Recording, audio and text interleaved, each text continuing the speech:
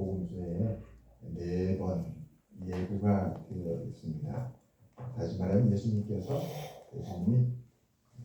대제사장들과 서기관들에게 고난을 받아서 십자가에 못 박혀 죽으시고 그리고 3일 만에 살아나신 이것이 예수님은 이것을 4번을 말씀했다는 것이었습니다. 첫 번째 예고는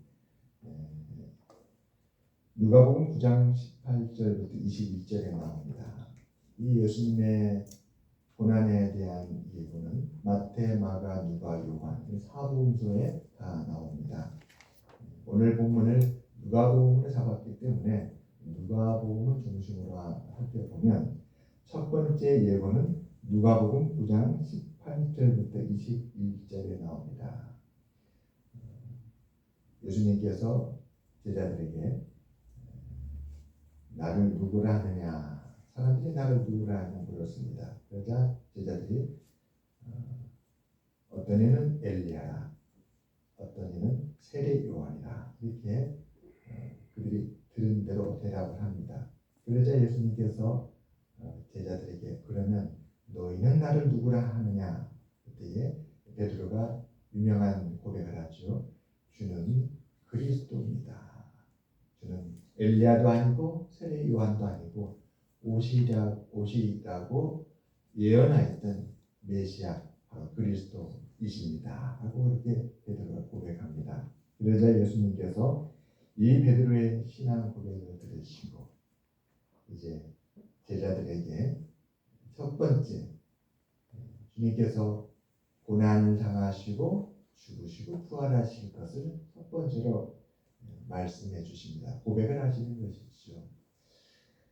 베드로의 그 신앙 고백이 예수님의 마음에 문을 열었습니다. 제자의 그 신앙 고백이 예수님의 마음에 제자를 믿고 신뢰하는 마음을 갖게 해서 이제 주님께서 이 땅에 오신 목적 그리고 주님의 이 땅에서 생애 마지막에 무엇이 일어날 것을 비로소 고백해 주셨던 것이었습니다. 두 번째 예고는 9장 43절부터 45절입니다. 누가복음 9장 43절부터 45절에 예수님께서 두 번째 고난에 대해서 예고를 해주십니다. 그 배경을 보게 되면 첫 번째 이 순환에 대한 예고를 하신 후에 8일이 지났을 때였습니다.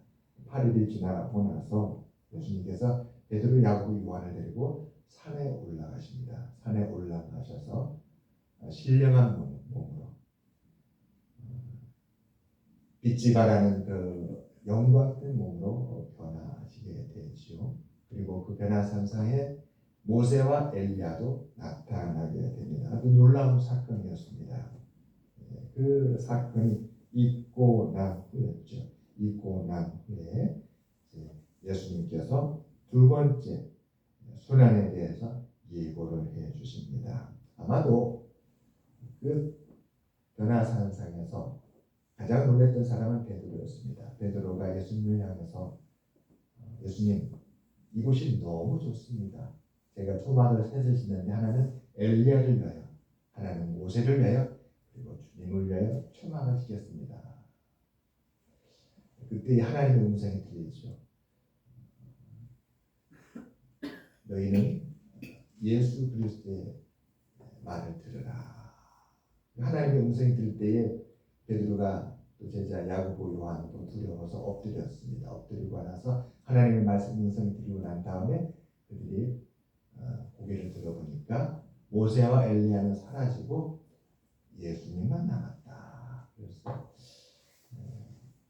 제자들은 여전히 예수님의 능력과 놀라운 역사 여기에 마음을 두고 있었습니다. 사람들은 예수님의 능력에 놀라고 그 능력을 원하고 있었던 때였습니다. 그래서 예수님은 사람들이 휩쓸려 가지 아니하도록 예수님이 이 땅에 오신 목적은 능력과 권능이 아니라 어린 양이 되어서 고난을 당하시고 십자가에 못 박혀 죽으실 것을 말씀해 주셨던 것이었습니다. 세 번째 예고가 바로 오늘 말씀입니다. 누가복음 18장 31절에서 34절. 오늘 이 말씀이 바로 예수님께서 제자들에게 고난에 대해서 그 순환에 대해서 예고해 주신 세 번째 말씀입니다. 이 말씀의 배경을 보면 부자 청년이 나옵니다. 부자 청년이라고도 하고 또 관리라고도 하는 그 사람이 예수님께 영생을 구하죠. 주여, 제가 무엇을 하여야 영생을 얻으리까? 주님은 그 청년에게, 그 관리에게 내 가진 것을 다 팔아 가난한 자들에게 주라. 그리고 나서 나를 따르라. 그 청년은 주님의 그 말씀을 듣고 부자여서 그의 많은 재물들을 가난한 자에게 주라는 그 말에 심히 근심하여 주님을 따라가게 됩니다.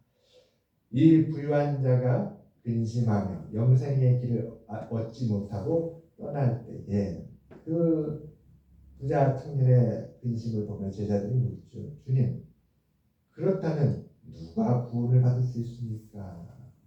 이렇게 재물이 많은 사람도 재물 때문에 고민하면서 결국은 근심하여 갔는데, 그렇다면 이 땅에서 어떤 사람, 어떤 조건의 사람이 과연 하나님의 구원을 받을 수 있습니까? 이런 질문을 하게 됩니다. 이런 일이 있고 난 후에 예수님은 오늘 말씀 순환에 대해서 세 번째 예고를 해주시는 것이지요. 18장 28절부터 같이 보면 더 명확하게 보입니다. 바로 오늘 본문 윗부분에 나오는 18장 28절부터 30절에 보면 베드로가 여짜오되 보옵소서 우리가 주의 것을 다 버리고 주를 따랐나이다. 이르시되 내가 진실로 너희에게 이르노니 하나님의 나라를 위하여 집이나 아내나 형제나 부모나 자녀를 버린 자는 현세에 여러 배를 받고 내세에 영생을 받지 못할 자가 없느니라. 언뜻 들으면 알기 어려운, 이해하기 어려운 그런 말씀을 하십니다. 이 땅에 살면서 다 버리게 되면 어떻게 될까요? 이 땅에 살면서 다 버리게 되면 절망 아니겠습니까? 다 있는 걸 다 버렸는데 어떻게 구원에 이룰 수 있을까?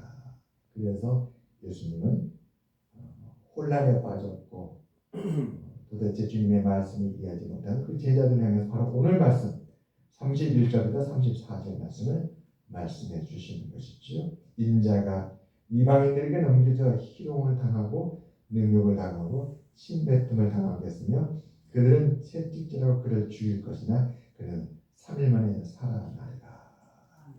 예수님께서 십자가에 못 박혀 죽으시고 3일 만에 부활하시는데 주님의 그 부활이 바로 주님을 위하여서 모든 것을 버린 그 제자들에게 영원한 생명, 구원의 은혜가 그들에게 임하는 그 역사적인 사건이 된다는 말씀이셨습니다. 그리고 네 번째 예고는 누가복음 22장 1절과 2절에 나옵니다. 누가복음 22장 1절과 2절. 이 네 번째 예고는 이 누가복음에만 나오는데 매우 의미심장합니다. 우리 함께 보겠습니다. 누가복음 22장 1절과 2절입니다. 6월절이라는 무교절이 다가오매 대제사장들과 서기관들이 예수를 무슨 방도로 죽일까 궁리하니 이는 그들이 백성을 두려워함이더라. 이제 비로소 사람들이 예수님을 죽이려 하는 것입니다. 그런데 이 죽이려 하는 때가 6월절이 다가오는 그런 때였습니다. 이렇게 6월절이 다가오는 때에 예수님께서는 제자들에게 고난받으시고 죽으실 것을 말씀해 줍니다. 이 배경을 보게 되면 3절부터 6절에 이렇게 기록합니다. 누가복음 22장 3절부터 6절입니다.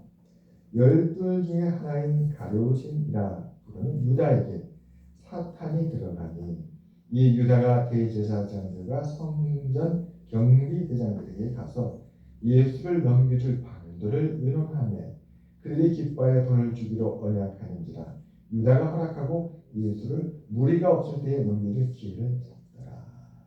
예수님이 이 세상에 십자가에 못 박혀 죽으시기 위해서 오셨는데 마침 이제 악한 무리들이 이 유다와 결탁을 하고 이제 예수님을 넘겨줄 것을 약속했던 것이었습니다.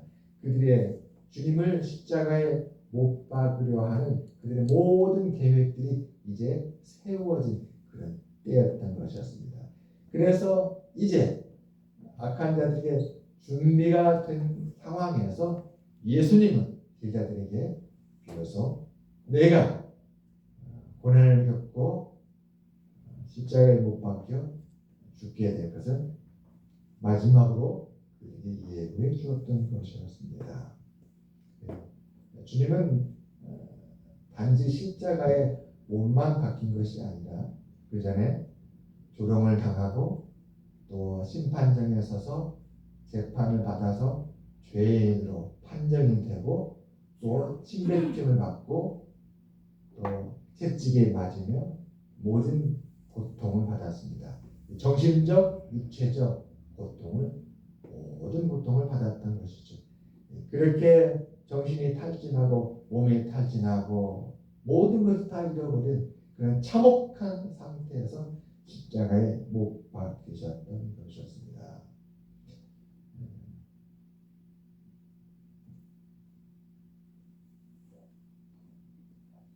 이번 한 주간 그래서 이른 아침 예비 6시에 새벽 예배를 특별히 드리려고 합니다. 주님께서 마지막 고난 주간을 보내셨던 그 요일별로 주님의 고난을 따라가면서 함께 새벽 예배를 드리고자 합니다. 오셔서 자유롭게 편안하게 예배를 드리시고 기도하시고 가시면 되겠습니다. 이번 한 주간 동안 이른 아침에 눈을 떠서 주님의 십자가를 고난의 길을 묵상하고 따라가면서 하나님의 은혜가 우리들에게 주님의 고난이 어떤 고난이었는지 더 깊이 보게 하는 그런 귀중한 은혜의 한 주간이 되시기를 바랍니다. 아멘. 예수님의 부활은 3일 만에 이루어졌습니다. 십자가에 못 박혀 죽으시고 3일 만에 예수님 부활하셨죠. 그러나 주님의 일생을 보게 되면 이 땅에 태어나는 그날부터 십자가에 못 박혀 죽으시기까지의 그 생은 사실은 고난과 역경의 삶이었습니다. 주님 이 땅에 태어나셔서 얼마 안 있어서 헤롯 왕이 12살 이하의 아이들을 다 죽이라는 명령이 떨어졌고 그래서 그 대학살을 피해서 예수님은 애국으로 피난을 가게 되었습니다. 마태, 마가, 누가, 요한복음 이 사복음서에 가장 많은 분량은 예수님의 십자가의 그 고난을 겪게 되기까지 그 과정을 기록한 것이 가장 분량이 많습니다. 복음서에 거의 반 이상 가장 많은 사건, 가장 많은 증언은 바로 예수님이 어떻게 십자가에 못 박히게 되었는지 그 과정을 상세하게 기록한 내용이라고 합니다. 그러므로 이 복음서는 예수 그리스도의 십자가를 증언하기 위한 것에 초점을 맞추고 있는 것을 확인하게 됩니다. 사랑하는 여러분, 예수 그리스도의 십자가의 죽음은 우리 신앙의 핵심입니다. 이번 한 주간이 그 주님의 죽으심을 깊이 묵상하는 아주 귀한 한 주간이 되시기를 주님의 이름으로 축원합니다. 아멘. 주님은 말씀하셨죠. 누구든지 나를 따르려거든 자기를 부인하고 자기 십자가를 지고 나를 따르라. 이번 한 주간이 우리 자신을 부인하고 우리 십자가를 지고 주님을 따라가는 그런 한 주간이 되었으면 합니다. 고난의 끝에 주님의 부활이 있습니다. 우리가 주님을 고난 가운데 깊이 바라보고 그랬을 때에 주님의 부활은 우리 심령에 더 뜻깊게 다가오는 귀한 날이 되지 않을까 싶습니다. 한 주간 하나님께서 우리 모두에게 이러한 은혜를 베풀어 주시기를 주님으로 축원합니다. 아멘. 기도하겠습니다. 하나님 아버지여, 우리 안산광성교회 이렇게 2025년도 또 종료주일을 맞이하여서